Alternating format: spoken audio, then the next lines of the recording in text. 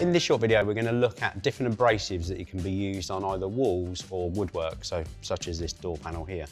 So we have various different types. They have different numbers, so the lower the number, the coarser the paper. As an example, 80 grit would be a very coarse paper and actually can do quite a lot of damage, which I'm going to show you shortly.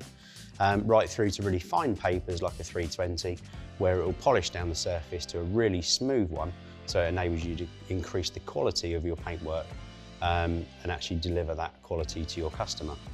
Alternatively, you do have power sanding. So that means that you can power sand a surface down and at the same time remove all the dust in the process. So it means that no dust is actually in the atmosphere in readiness for when you do go and paint. Now, one thing I would suggest is though, we have two different levels of preparation.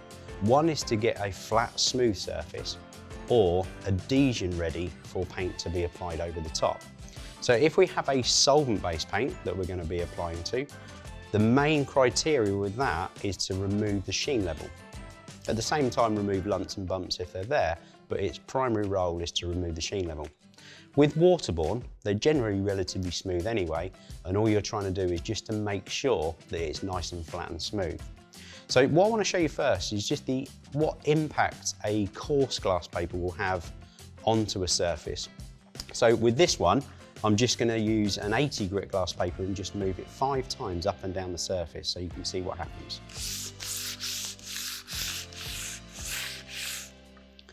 So this is the 80 grit and that's the damage it's caused.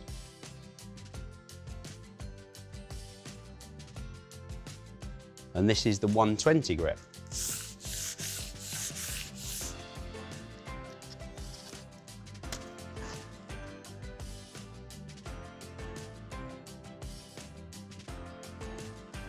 And this is the 320.